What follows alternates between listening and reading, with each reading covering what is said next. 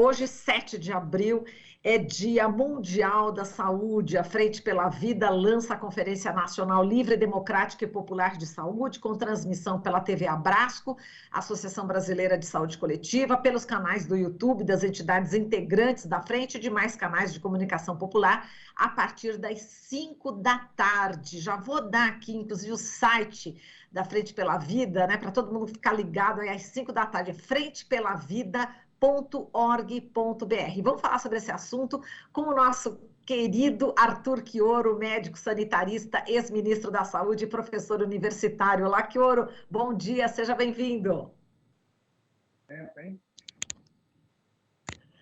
Oi, Chioro. Quanto tempo, tudo bem? É verdade, muito tempo. Eu estou te ouvindo. Deixa eu ver se eu consigo aumentar aqui o volume do meu som. Agora sim, faz tempo mesmo, Chioro. Estava com saudade de você, seja muito bem-vindo. E vamos lá, falando aqui da nossa pauta, Chioro. A Frente pela Vida aqui lançando, né? Essa conferência muito importante. A Frente pela Vida é formada aí por entidades científicas e sindicais, movimentos sociais e populares, e a ideia do lançamento hoje da Conferência Nacional Livre, Democrática e Popular de Saúde, que vai ser realizada, inclusive, no 5 de agosto, hoje é o lançamento, mas a conferência é dia 5, né? O objetivo é chamar a atenção da sociedade, Chioro, para a importância de uma saúde gratuita, universal, como ficou aí comprovada, né, a importância do SUS durante a pandemia, mesmo sem aí, enfim, sem dinheiro, mesmo com o teto de gastos? Então, Marilu, é muito interessante, porque a Frente pela Vida, ela se formou na resistência ao negacionismo. São entidades, são mais de 600 entidades, entre acadêmicas, científicas, movimento sindical, movimento popular, associação de usuários, tem absolutamente de tudo, suprapartidária, né? Suprapartidária, mas valorizando a política como forma de enfrentamento dos problemas sociais.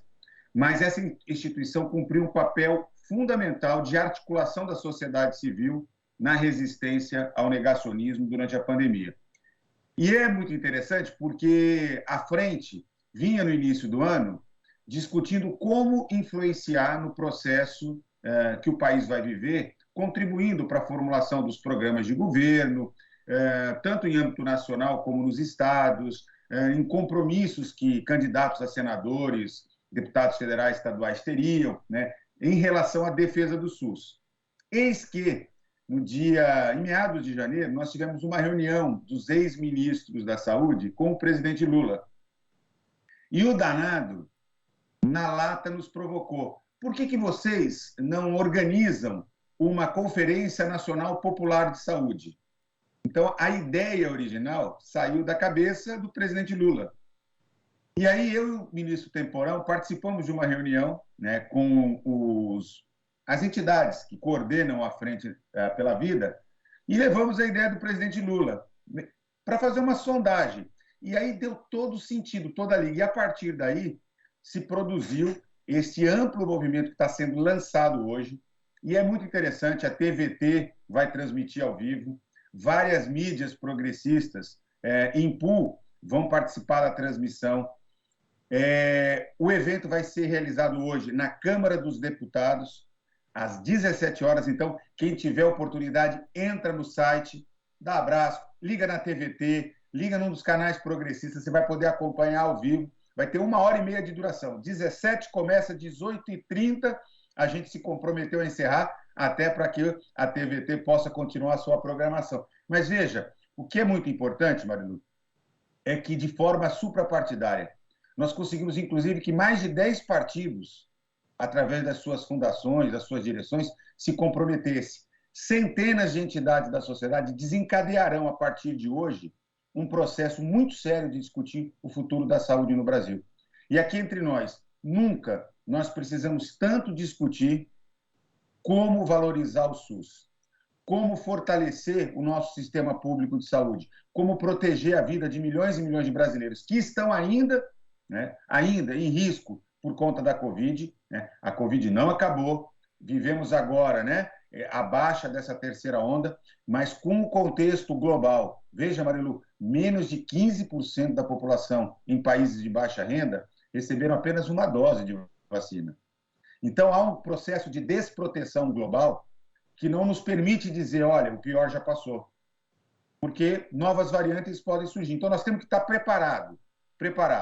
Nós precisamos enfrentar as pessoas que vivem as sequelas da Covid, a chamada Covid longa, que são terríveis e pouco conhecidas. E nós temos um represamento de demanda ao longo desses 2 anos em que as pessoas ficaram em casa, deixaram de procurar serviços de saúde, foram postergados diagnósticos, tratamentos, tal. Então, hoje, toda essa demanda acumulada bate à porta do Sistema Único de Saúde, que, como você mesma disse, está desfinanciado, está enfraquecido por uma postura proposital de desprestígio. Esse governo não desprestigia porque ele é ruinzinho, não, né? O governo Bolsonaro sabe o que quer, ele quer enfraquecer as políticas públicas para abrir espaço para o mercado, né? Para doutor consulta, para plano popular de saúde, tem toda uma estratégia por trás disso. Então, neste momento é fundamental, inclusive, que não apenas trabalhadores e trabalhadoras da saúde participem, mas o cidadão, as entidades, todo mundo possa se comprometer, até porque as pesquisas mostram, depois do desemprego, a principal preocupação da população continua sendo a saúde. Mas é incrível como, apesar das pesquisas indicarem isso, não é incomum, a partir do momento que os governos começam, aquela prioridade tão fortemente apresentada pela população some. A educação, felizmente, tem um lugar central na agenda, o enfrentamento da agenda econômica é central e a defesa do SUS, ela some, como se não fosse importante para as nossas vidas. E o que nós estamos dizendo nessa conferência popular, livre e soberana, é que não há desenvolvimento social, não há democracia sem saúde. Não há saúde sem democracia, sem desenvolvimento social. Exato. E Chioro, falando sobre o mercado, né? O mercado da saúde, a gente viu aí um estudo, né, de pesquisadores da USP mostrando que durante a pandemia da Covid, o risco de morrer nas unidades de terapia intensiva UTIs da Prevent Senior foi maior do que na rede pública, né? Então, a pesquisa aí analisou de janeiro de 2020 a novembro de 2021, pacientes menores de 60 anos internados em UTIs com síndrome respiratória grave, como é o caso da Covid. O resultado mostrou que nos hospitais Santa Major e Prevent a chance de morrer era de 50%, enquanto na rede pública era de 40%, e até no HC, no Hospital das Clínicas, que é referência, caiu para 30%. O Glauco entrevistou essa semana, Chioro, o presidente da CPI da Prevent Senior, da Câmara Municipal, né, o Antônio Donato, e ele relembrou, né, esse dado que comprova que alguns setores políticos e econômicos entendem a saúde apenas como mercadoria. Quer dizer, a pessoa vai lá e paga o convênio de saúde e tem mais chance de morrer nesse plano de saúde privado do que na saúde pública. E todo mundo fica pensando assim, todo mundo é muita gente, mas assim, uma boa parte da população que paga convênio médico fala, poxa, eu podia pagar esse dinheiro, ao invés de gastar R$ 2.000 para o plano X, por que eu não posso contribuir com o SUS? Então, quer dizer, tem toda uma classe média empobrecida, né, Chioro, está questionando isso, que seria muito melhor a gente dar para o Estado esse dinheiro e ter o atendimento do que pagar para esses grupos de iniciativa privada. O Elifaz Andreato morreu sem, inclusive, ter a autorização de um procedimento, né, do convênio médico. Enfim, logicamente, eu não estou falando que foi a responsabilização do convênio pela morte, mas, enfim, um determinado procedimento não foi feito.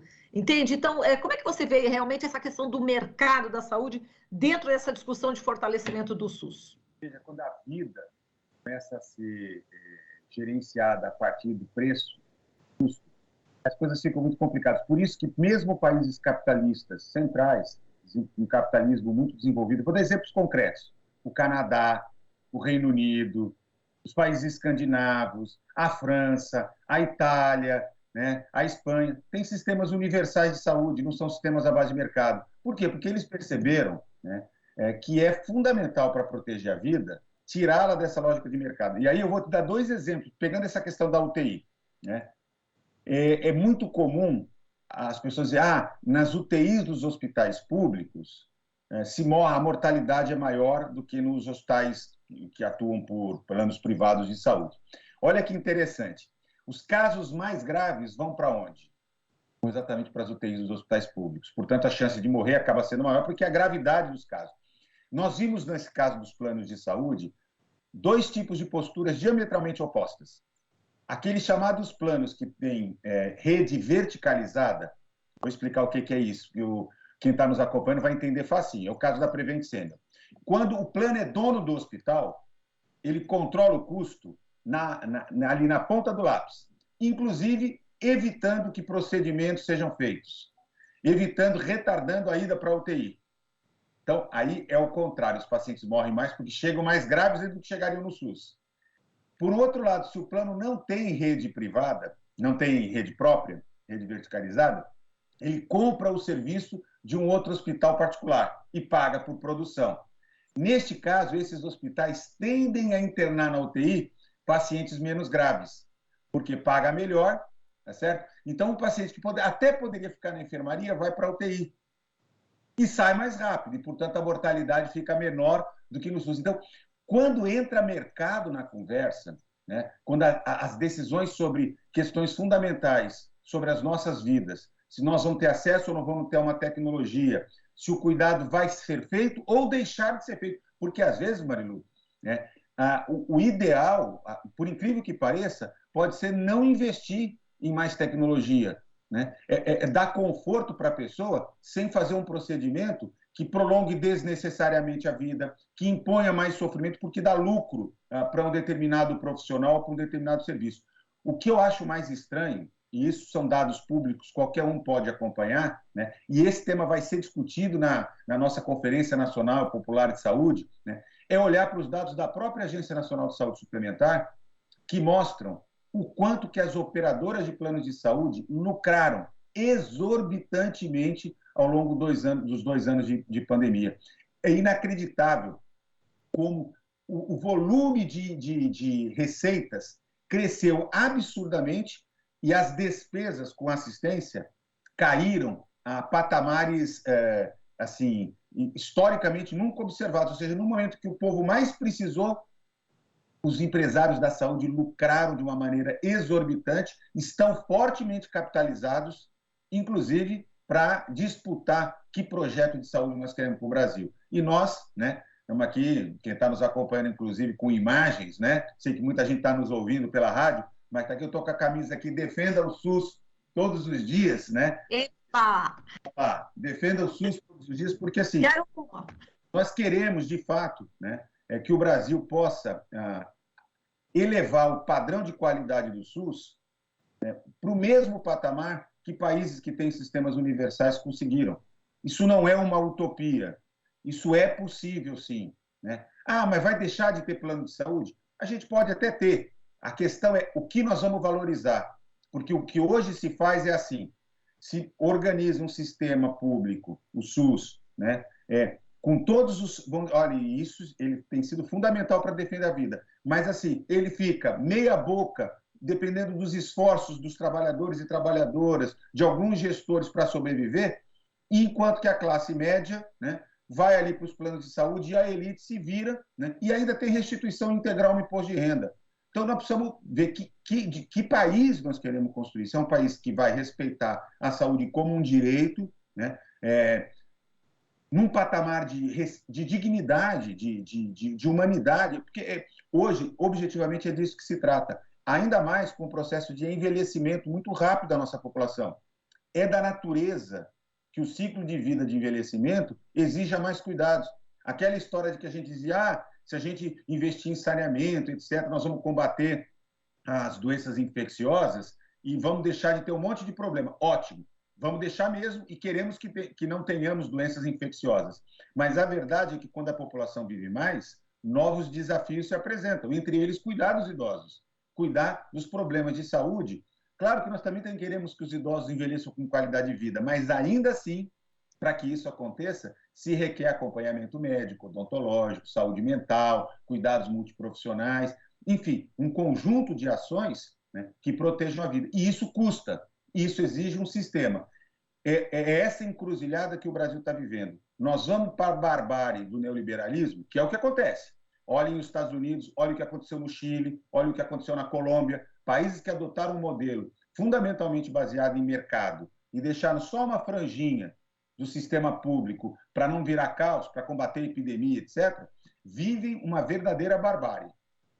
e nós temos o SUS na mão, né? Mas precisamos implementá-lo em toda a sua radicalidade para poder, inclusive, dar um salto civilizatório, né? Veja, não dá para as famílias ficarem nesse desespero que tem toda vez que alguém adoece, né? Ficar dependendo de um contato, de um conhecido, de um amigo, de um vereador, de um trabalhador da saúde que ele conhece em tal lugar. Saúde tem que ser um direito, as pessoas têm que ter uma rede que está produzida para protegê-lo e não para enlouquecê-lo todas as vezes, né, em que ele, com muita angústia, precisa encontrar recursos para cuidar da sua saúde. Exato. Vamos interagir aqui com os nossos teleouvintes, como diz o nosso querido jurista Enes Treck. Ele fala teleouvintes, gostei aqui da nomenclatura. Agora é o seguinte, Chioro, o Vanilson Rodrigues está falando o seguinte, ele desabafou, né? O vagabundo acabou com o programa Mais Médico, hoje estou 3 anos na fila. Emir Elias falando... Vanilson, e expulsaram os médicos cubanos sob vaias dos médicos brasileiros que vergonhosamente, depois covardemente não preencheram as vagas dos mais médicos e a classe médica ainda apoia, enfim, o governo, né? Como é que você vê também essa questão? Você que foi ministro da Saúde, isso que eu ia te perguntar, tua experiência como ministro da Saúde, né? Enfim, que você destacasse também quando você estava ali, né, naquela cadeira, né, o mais alto cargo da questão da saúde no Brasil, quais foram, o que você poderia destacar, você como ministro, né, que você lembra, poxa, eu fiz isso, né, ou a equipe fez isso, na minha época fizemos isso, e olha como é que está agora. Destaca um pouco aí, Chioro, por favor. Pelo que o nosso teleouvinte acabou de destacar, né? Me coube o papel, já substituindo o Alexandre Padilha, grande ministro da Saúde, de implementar o programa Mais Médicos. Os 2 anos que eu fiquei à frente do Ministério, foi um grande esforço. Nós chegamos a 18.267 médicos em todo o Brasil. Né? Lugares que 63 milhões de brasileiros passaram a ter atendimento. Gente que nunca tinha visto um médico na frente. Né? Que o posto de saúde era formado por um técnico de enfermagem, um enfermeiro às vezes, um agente comunitário, mas não tinha uma equipe completa.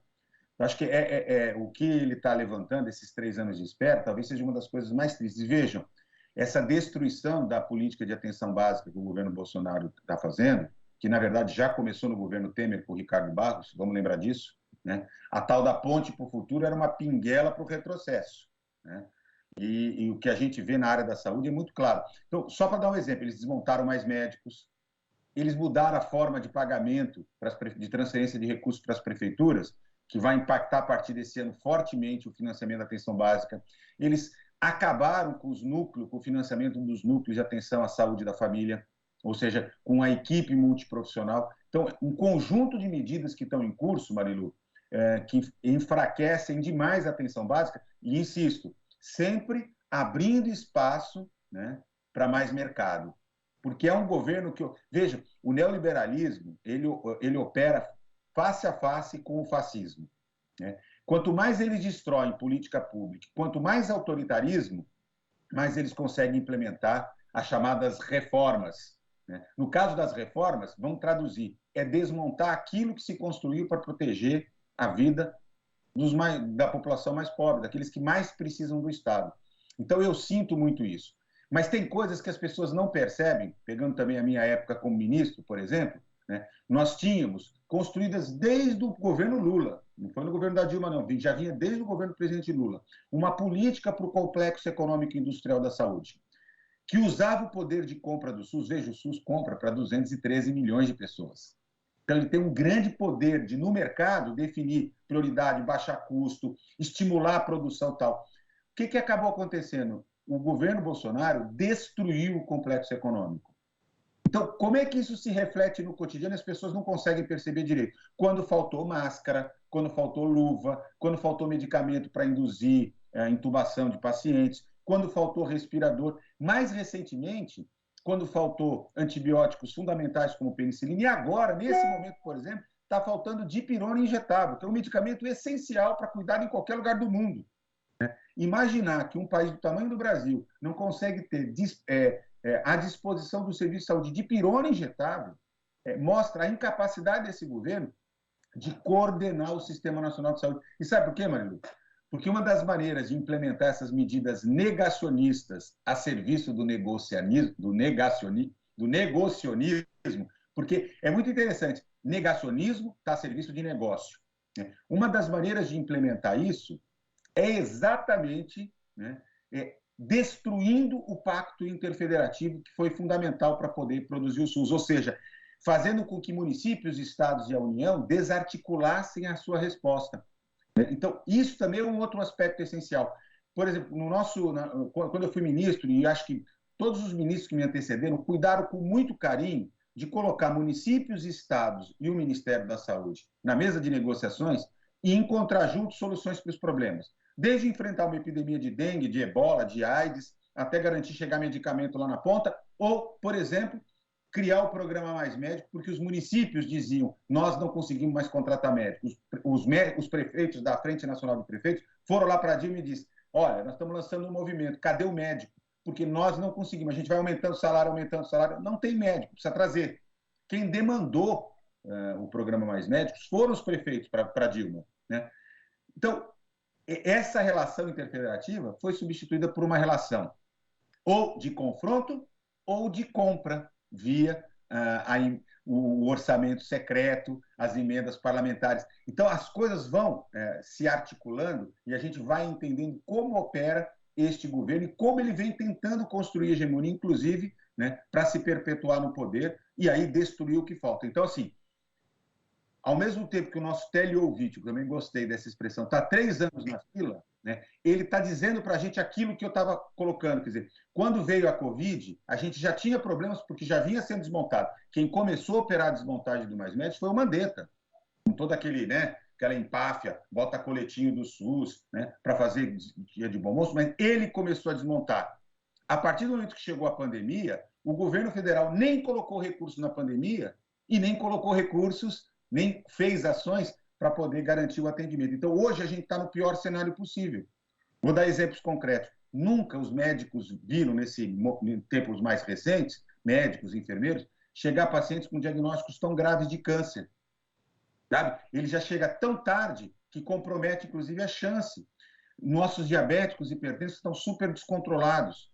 Os transtornos mentais, os problemas psiquiátricos, que já eram um tema importante, se agravaram demais. E é claro de entender toda a insegurança, as mortes, tudo que aconteceu com a pandemia. Então, junta tudo isso, né, coloca um pouco este quadro. Mas, claro que por trás de tudo isso está um governo que não é que ele não seja incapaz. Porque as pessoas dizem, o governo Bolsonaro é ruim, é incapaz. É pior, ele é perverso. Ele sabe o que está fazendo. Ali não se trata de trapalhada. Não é um bando de incompetente. É gente competente para operar um projeto antissocial, um projeto contra a democracia, um projeto contra os direitos das pessoas. E é isso que é preciso entender, porque é isso que está em jogo este ano e para o nosso futuro. Bom, Chioro, a gente tem um monte de pergunta aqui a mais para fazer para você, mas o nosso tempo já esgotou. Eu só vou terminar aqui com uma opinião, com um pedido da Andréa Figueiredo para você, Chioro. Querido, nos informe onde podemos conseguir essa camiseta do SUS. Quer dizer, isso pode ser tema aí nessa conferência, às 5 da tarde. Linda essa camiseta. Essa camiseta aqui foi produzida pelo Setorial Nacional de Saúde do PT. Tanto que tem aqui uma estrelinha aqui no cantinho, tá certo? Mas não importa. Toda e qualquer material de defesa do SUS é muito bem-vinda. Eu acho que a gente precisa ter orgulho desse símbolo do SUS, né? Eu fico imaginando, eu sou professor de medicina há 32 anos, né? E eu vejo esses meninos, todos querem ter um avental, né, de um hospital chique assim no braço, sabe o jaleco com aquele avental chique? Eu digo para eles sempre o seguinte, o nosso orgulho é fazer como eu vi, por exemplo, no sistema português, como eu vi no Reino Unido, em que os profissionais de saúde têm orgulho de usar o símbolo do NHS, do Sistema Nacional de Saúde Português. Nós queremos ter orgulho de usar o símbolo do SUS. Acho que é isso, sabe? Na próxima Olimpíada, na próxima Copa do Mundo, aconteceu o que aconteceu nos Jogos Olímpicos de Londres. Quando entrou a delegação, vinha lá a bandeira do Reino Unido, aquela coisa toda tal, e vinha uma bandeirinha do NHS. Reconhecimento dos atletas ao seu Sistema Nacional de Saúde. Olha que coisa linda. Quem sabe um dia, né, vai entrar, né, uma delegação brasileira de atletas ou vai entrar um time de futebol, de preferência o meu Santos, campeão novamente. Nossa, Santos! Mas vai entrar e o símbolo do SUS seja de fato um motivo de orgulho. Eu acho que esse dia, assim, muitos de nós que lutamos a vida inteira vamos dizer assim, puxa, ganhamos, finalmente conseguimos. Mas isso é uma construção de cada um de nós. Fica aí o convite, 5 horas da tarde hoje, não percam, tá? A abertura da Conferência Nacional de Saúde Popular e Soberana, tá bom? Tá perfeito, que ouro, tá aqui com mais detalhes. A gente vai transmitir, a TVT vai transmitir a partir das 5 da tarde, vários outros canais do YouTube, da Rede Progressista também. Mais informações no frentepelavida.org.br. E vamos falar aí com os artistas, quem sabe a Aroeira faz aí uma arte, né, para a defesa do SUS. Vou até bater um papinho com ele, já pensou? A gente faz isso e faz um monte de camisetas aí para todo mundo. Vamos nessa, né, Kioro? Olha, um forte abraço a você, estamos no final, estouramos tudo hoje. Um beijo, Kioro, até mais. Você está ouvindo Jornal Brasil Atual. As notícias que os outros não dão.